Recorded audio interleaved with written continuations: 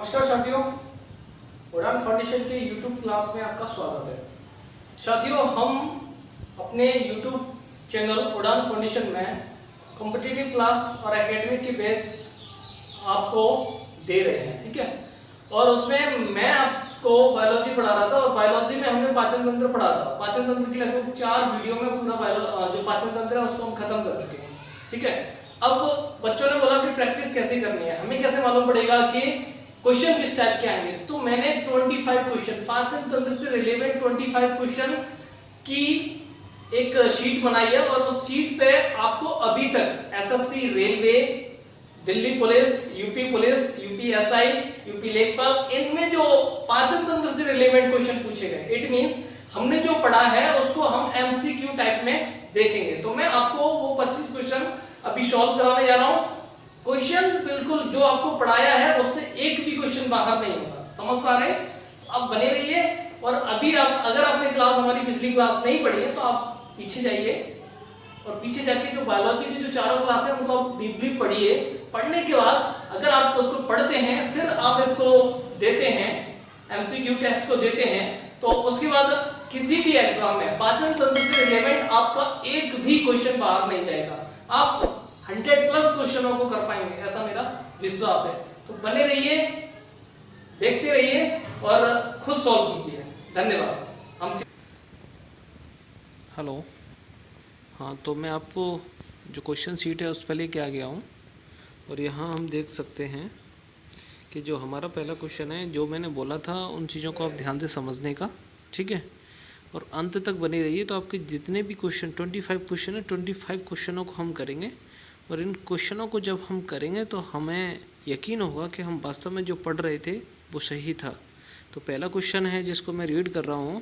जो पहला क्वेश्चन है वो ऊर्जा प्रदान नहीं करता है। क्वेश्चन ये है कि ऊर्जा निम्न में से 4 ऑप्शन दिए गए हैं, वसा, प्रोटीन, कार्बोहाइड्रेट और विटामिन, और इनमें से हमें देखना है कि कौन सा जो तत्व है वो हमें ऊर्जा प्रदान नहीं करता है, ठीक है। तो पहली जो क्लास थी उसमें ही हमने एक्सप्लेन किया था, यानी कि साइंस का हमने जीव विज्ञान का जब हमने परिचय दिया था तो हमने इसको पढ़ा था।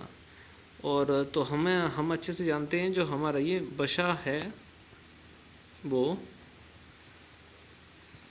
जो वसा है वो 9 कैलोरी ऊर्जा देती है हमें, ठीक है। तो वसा का जो 1 ग्राम, जैसे हम वसा 1 ग्राम है तो हमें 9 कैलोरी ऊर्जा दे देगी हमें, ठीक है, वसा। और जैसे प्रोटीन हमें जो ऊर्जा देती है वो यकृत, जब हमारे में कार्बोहाइड्रेट नहीं होता है या वसा नहीं होता है बॉडी में और हमें एनर्जी चाहिए तो प्रोटीन बदलता है, प्रोटीन टूटता है, प्रोटीन टूटने के बाद एनर्जी मिलती है। तो प्रोटीन, वसा भी हमें ऊर्जा देती है और प्रोटीन भी ऊर्जा देती है। कार्बोहाइड्रेट, यानी कि 1 ग्राम कार्बोहाइड्रेट हमें 4 कैलोरी ऊर्जा दे देती है, ठीक है। और हम अच्छे से जानते हैं कि जो हमें सबसे ज़्यादा जो ऊर्जा मिलती है वो कार्बोहाइड्रेट से मिलती है। दूसरा एक क्वेश्चन और आता है यहाँ पे कि जो क्रिकेटर्स होते हैं या एथलेटिक्स होते हैं, जो भी खिलाड़ी होते हैं, उन्हें तुरंत ऊर्जा देने के लिए क्या दिया जाता है? तो कार्बोहाइड्रेट की टैबलेट्स उन्हें दी जाती हैं। तो यहाँ पे जो ऑप्शन हमारा सही होगा वो ऑप्शन होगा हमारा डी सही, क्योंकि जो विटामिन होता है, विटामिन से हमें कोई ऊर्जा नहीं मिलती है, लेकिन विटामिन से हमें रोगों से लड़ने की ताकत मिलती है, ठीक है। तो यहाँ जो पहले का आंसर हो जाएगा वो हो जाएगा आपका विटामिन, ठीक है। आगे चलते हैं, अगला क्वेश्चन है, दूसरे क्वेश्चन पे आ जाइए। दूसरा जो क्वेश्चन है वो है मनुष्य के जीवन काल में कितने दांत 2 बार आते हैं? यानी कि यहाँ जो क्वेश्चन पूछ रहा है, लैंग्वेज थोड़ी अलग हो सकती है, तो लैंग्वेज बदलती रहेगी और जो कंटेंट है वो वैसा ही रहेगा। तो आप समझ सकते हैं कि मनुष्य के जीवन काल में कितने दांत 2 बार आते हैं। तो हमें यहाँ ये देखना है कि जो कितने दांत हैं वो 2 बार आ रहे हैं। तो यहाँ हमने अच्छे से पढ़ा था कि जो मनुष्य के जो दांत होते हैं वो आने की दृष्टि से 2 प्रकार के होते हैं। एक तो होते हैं परमानेंट टीथ और दूसरे होते हैं टेम्परेरी टीथ, यानी कि एक बोला जाता था दूध के दांत।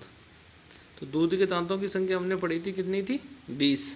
इट मीन्स, यानी कि पहले जो दांत हैं वो आएंगे आपके, पहले 20 दांत आएंगे। और ये दांत मैंने पढ़ाया था कि जब बच्चा 6 मंथ का होता है और 6 से 24 महीने तक, यानी कि 6 महीने से लेकर 2 साल तक ये 20 दांत आ जाते हैं। फिर उसके बाद ये दांत टूट जाते हैं, फिर दोबारा ये दांत आते हैं और टोटल करके 32 दांत हो जाते हैं। तो इस तरीके से हमारा जो आंसर सही हो जाएगा वो हो जाएगा 20, यानी कि मनुष्य के जीवन काल में 20 दांत होते हैं, 2 बार आते हैं। और यहीं से क्वेश्चन और कई बार पूछ लिया जाता है कि मनुष्य के जो अस्थायी दांत होते हैं वो कितने होते हैं, 20 होते हैं। 20 पूछ लेगा मनुष्य के दूध के दांत कितने होते हैं, तो आंसर क्या हो जाएगा, 20 होते हैं। और टोटल ह्यूमंस में कितने दांत होते हैं, तो 32 होते हैं। कितने प्रकार के होते हैं, तो हम पढ़ चुके थे 4 प्रकार के होते हैं। कौन कौन से होते हैं, तो हमने पढ़ा था कि तो दांत होते हैं वो इंसीजर, कैनाइन, प्रीमोलर और मोलर, कृंतक, रदनक, अग्रचर्बुडक और चर्बुडक। ठीक है, तो ये हमारा ये क्वेश्चन हो गया। आगे चलते हैं। अगला जो क्वेश्चन है वो है मनुष्य में पाचन क्रिया प्रारंभ हो जाती है। और ये पाचन क्रिया से ही क्वेश्चन लिया गया है। जब हमने क्लास शुरू की थी तो लगभग पहला पार्ट है, पहला हिस्सा हमने जो पढ़ा था वो पढ़ा था मुंह। और मैंने मुंह में पढ़ाया था कि जो मुंह होता है और मुंह का जो हिस्सा होता है वो बक्कल कैविटी बोलते हैं। तो इस बक्कल कैविटी में क्या होती हैं, लार ग्रंथियाँ होती हैं। और यहाँ से लार मिलता है और लार मिलके क्या करता है, लार जो भोजन में मिल जाता है और भोजन लार मिलके क्या बना देता है, उसको बोलस बना देता है। और मैंने बताया था कि जो भोजन का पाचन है वो मुंह से ही शुरू हो जाता है। मलाशय क्या होता है, अपना लास्ट में होता है जहाँ से मल त्यागा जाता है। अग्नाशय हमने पैनक्रियाज पढ़ा था, तो ये नहीं होगा। और पक्वाशय भी नहीं होगा। तो हमारा जो आंसर क्या हो जाएगा, मुंह हो जाएगा। और मुंह से ही जो स्टार्च होती है, हमने पढ़ा था स्टार्च का पाचन शुरू हो जाता है, कहाँ से, मुंह से ही। तो इसका आंसर क्या हो जाएगा, इसका आंसर हो जाएगा सी। ठीक है, आगे चलते हैं।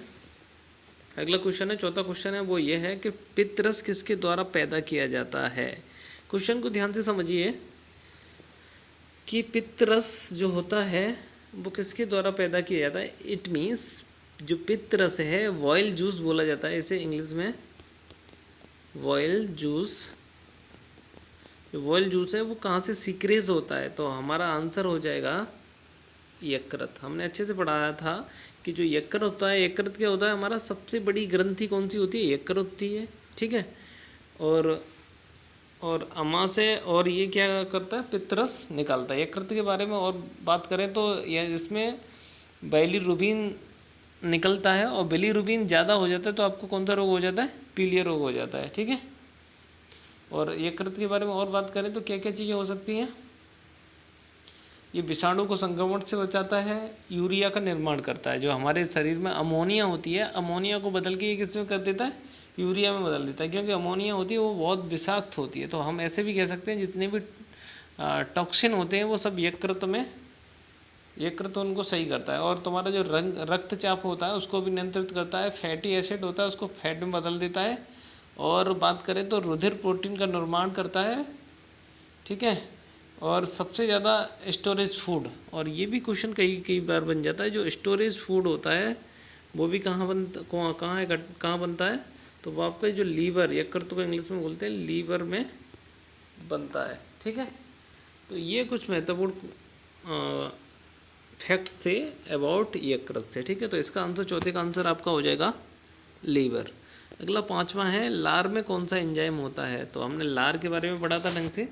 तो लार के बारे में जब हमने पढ़ा था तो हमने पढ़ा था कि जो 3 लार ग्रंथियाँ होती हैं हमारी बॉडी में, और इन लार ग्रंथियों की बात करें तो सबसे जो पहली होती है उसको बोला जाता था कर्णपुट ग्रंथि, दूसरी होती थी अपोहन ग्रंथि और तीसरी होती थी अधोजिह्वा ग्रंथि। और इनसे जो सलाइवा निकलता था, लार निकलता था, वो 1.5 लीटर एक दिन में लार निकलता था। और उससे जो एंजाइम निकलता था, वो कौन सा एंजाइम निकलता था, वो निकलता था आपका टॉयलिन। एक तो टॉयलिन निकलता था और एक और एंजाइम था जिसको हमने पढ़ा था, उसको बोला जाता था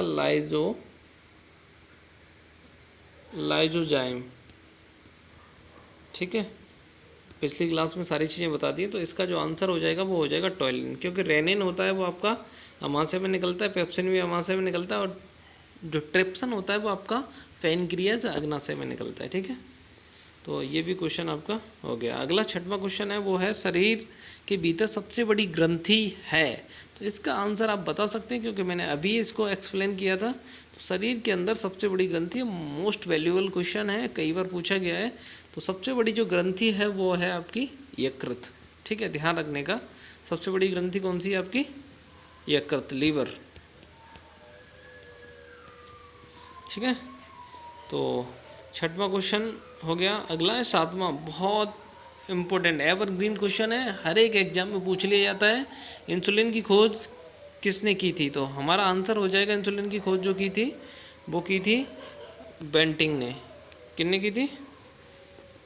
बेंटिंग और बेस्ट बोला जाता है, उन्होंने क्या की थी? इंसुलिन की खोज की थी।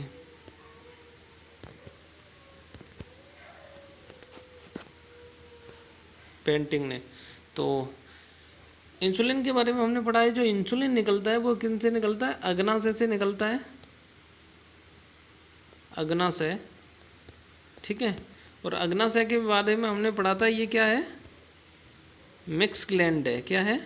मिक्स ग्लैंड है। यानी कि कई बार क्वेश्चन पूछा गया कौन सी ग्रंथि को मिश्रित ग्रंथि बोला जाता है। तो हमने अच्छे से पढ़ा था कि जो अग्नाशय होता है वो अंतःस्रावी और बहिःस्रावी दोनों प्रकार की होती है। अंतःस्रावी बहिःस्रावी क्या होता है कि ये दोनों एंजाइम और हार्मोन्स दोनों चीज़ें रिलीज करता है। ठीक है, तो इससे क्या निकलता है? इंसुलिन निकलता है। और इंसुलिन बढ़ जाने से कौन सा रोग हो जाता था? इंसुलिन की कमी होने से हमें डायबिटीज़, कौन सा रोग हो जाता है? तो हम आंसर हो सकता है जिसे बोलते हैं हम, यानी डायबिटीज़। डायबिटीज रोग हो जाता है। ठीक है, अगला क्वेश्चन है वो है एंजाइम है, यानी कि 4 ऑप्शन दिए हैं, उनमें से हमें ये देखना है कि कौन सा है वो एंजाइम है।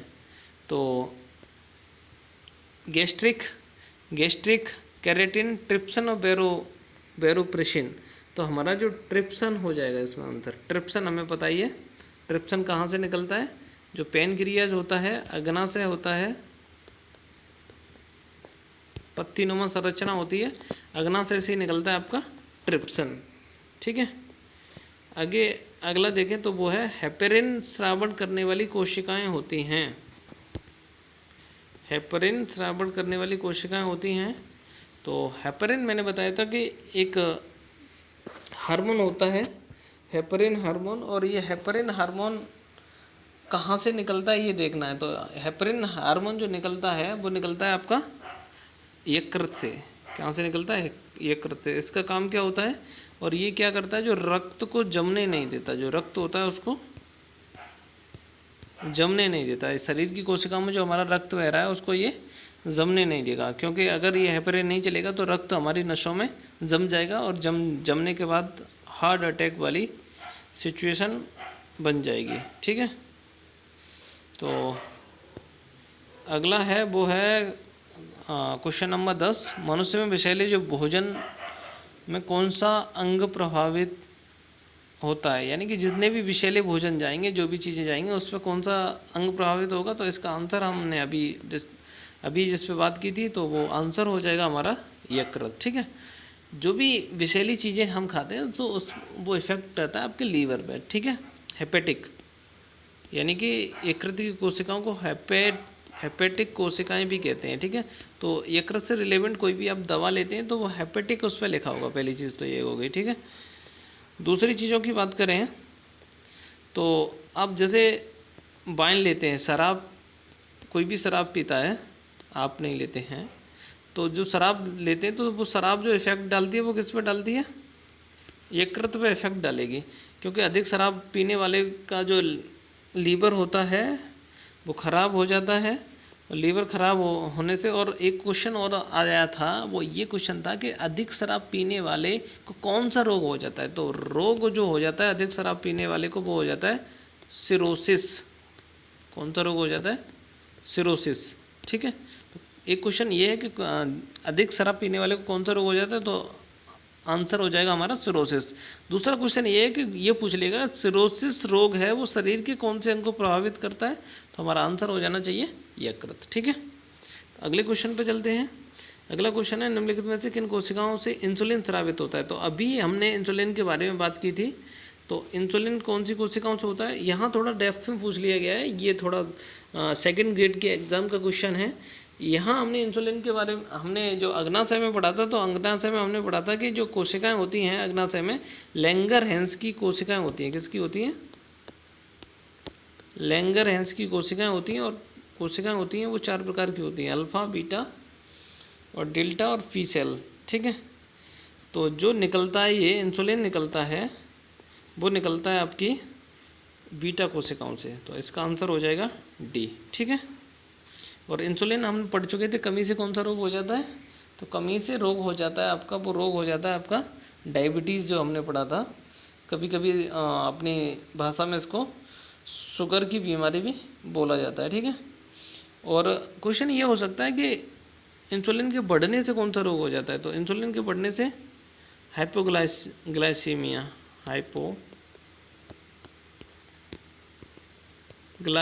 रोग हो जाता है। ठीक है, अगला क्वेश्चन है वो है पेप्सिन होता है। तो पेप्सिन क्या होता है ये हमें देखना है। ठीक है, हार्मोन होता है, एंजाइम होता है, विटामिन होता है, पोषक तत्व होता है। तो पेप्सिन होता है वो एंजाइम होता है। क्या होता है? एंजाइम होता है पेप्सिन। जैसे हमने पढ़ा था अमाशय के बारे में पढ़ा होगा, तो अमाशय के बारे में पढ़ा था, तो इसमें हमने पढ़ा था एक तो रेनिन पढ़ा था और दूसरा पढ़ा था हमने पेप्सिन। समझ पा रहे हैं? रेनिन और पेप्सिन। और एक इसी में पढ़ा था हमने HCl, हाइड्रोक्लोरिक अम्ल। तो रेनिन तो बचाता था आपके दूध को, और जो पेप्सिन होता था, तो पेप्सिन क्या करता था? प्रोटीन को पेप्टोन में बदल देता था। तो जो पेप्सिन है वो क्या है आपका? एक एंजाइम है। कभी पूछ ले ये कहाँ निकलता है, तो आप बोल सकते हो स्टोमक, यानी कि मनुष्य के पेट में। अगला क्वेश्चन है वो है 13वां क्वेश्चन, देखते हैं जीवन की मूल इकाई। तो हमने जब क्लास शुरू की थी तो पहला ही क्वेश्चन ये था, और जब भी आप बायोलॉजी पढ़ेंगे तो बायोलॉजी जब पढ़ेंगे तो पहला जो चीज़ क्वेश्चन होगा वो यही होगा कि जीवन की सबसे मूल इकाई क्या होती है? सेल होती है, कोशिका होती है। ठीक है, और सेल से मिलके बने होते हैं, टिश्यू से मिलके बना होता है आपका, ऑर्गन से मिलके बना होता है सिस्टम, और सिस्टम से बन जाता है आपका एक बॉडी। तो जीवन की मूलभूत इकाई है वो क्या है? आपकी सेल है। ठीक है, अगला क्वेश्चन है वो है लार में एंटीबैक्टीरियल एजेंट है, जिसके बारे में हमने बात की थी। तो इसका आंसर हो जाएगा, मैं ज़्यादातर चीज़ें बता ही चुका हूँ, तो ज़्यादा एक्सप्लेन करने की आवश्यकता मुझे नहीं लगती है। ठीक है, तो इसका आंसर हो जाएगा आपका लाइजोजाइम। लाइजोजाइम क्या होता है? एंटीबैक्टीरियल एजेंट होता है। जब ये हमारे लार में निकलता है, और जैसे हम कोई भी खाना खाते हैं तो उसमें जीवाणु होते हैं या कोई भी चीज़ होती है, दूसरी चीज़ होती है, तो ये लाइजोजाइम क्या करता है? उसको किल कर देता है, मार देता है। तो अगला क्वेश्चन है वो है जीभ के किस भाग से हमें मीठे के स्वाद का अनुभव होता है? तो ये क्वेश्चन मैंने बताया था आपको, जीभ में जो अलग अलग तरीके के जो स्वाद होते हैं, तो जीभ होती है वो अलग अलग स्वाद बता देती है, तो उनके बारे में भी बात हो रही है। तो हम जैसे जीभ की बात करें तो हम बता सकते हैं कि जो जीभ का, जैसे हमने बात की थी, जो अग्रभाग होता है, कौन सा भाग होता है? अग्रभाग, वो मीठे का स्वाद बताता है, और जो सबसे लास्ट वाला होता है वो कड़वे का, किनारों पे होता है वो खट्टा और नमकीन बताता है। तो ये जीभ के कुछ फंक्शंस हैं, कैसे कैसे स्वाद बताते हैं, तो ये इसका आंसर हो जाएगा अग्रभाग से। ठीक है, अगला क्वेश्चन है वो ये है मनुष्य के शरीर में एक दिन में कितनी लार निकलती है, जिसको हमने एक्सप्लेन किया था। तो ये क्वेश्चन पूछ लिया गया किसी एग्जाम में, तो इसका भी आंसर आप आसानी से दे सकते हैं। वो आंसर है वो क्या है? ये आपका 1.5 लीटर। ठीक है, अगला क्वेश्चन है वो है मनुष्य में दूध के दांतों की संख्या। आप आसानी से आप खुद लगाइए, इसको कमेंट बॉक्स में लिख दीजिए आंसर इसका। तो आंसर आप इसका हो जाएगा कितना?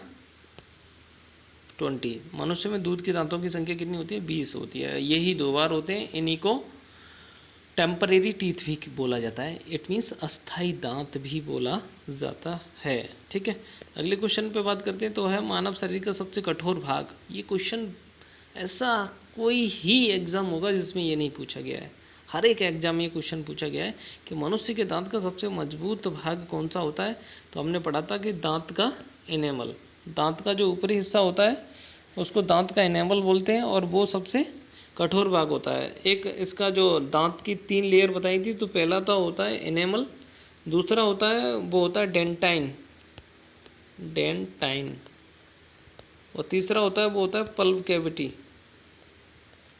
ठीक है, सब बता चुका हूँ, केवल मैं रिवाइज करा रहा हूँ। ठीक है, तो जो दांत का जो एनेमल होता है वो शरीर का सबसे मजबूत हिस्सा होता है, ठीक है, दांत की ऊपरी परत, और यही चमकती है, ठीक है। अगला क्वेश्चन है वो ये है, दूध को पचाने में सहायक एंजाइम। तो अभी हमने बात की थी कि दूध को पचाने में जो सहायक एंजाइम होता है वो होता है आपका रेनिन। कौन सा होता है? रेनिन, ठीक है। मैंने बताया था जो रेनिन होता है वो मनुष्य के अमाशय से निकलता है। किससे निकलता है? अमाशय से। दूसरा क्वेश्चन ये कभी पूछ लिया जाता है, ये जैसे हमने पढ़ा था कि ये बच्चों में पाया जाता है, जैसे जैसे हमारी उम्र बढ़ती है, और ये क्या है, इसका सीक्रेशन कम हो जाता है, क्योंकि हम अन्न खाने लगते हैं, दूध कम पीते हैं, ठीक है, पीते हैं लेकिन कम पीते हैं। लेकिन जब छोटा बच्चा होता है वो ज़्यादातर निर्भर किस पर रहता है? दूध पर रहता है। तो ये लगभग 8 वर्ष की उम्र तक निकलता रहता है, और 8 वर्ष की उम्र के बाद इसका सीक्रेशन बंद हो जाता है, ठीक है। अगला क्वेश्चन है वो है, पित्तरस कहाँ इकट्ठा होता है। क्वेश्चन पहला जो हमने बात की थी वो थी कि पित्तरस कहाँ बनता है, तो हमारा आंसर था यकृत।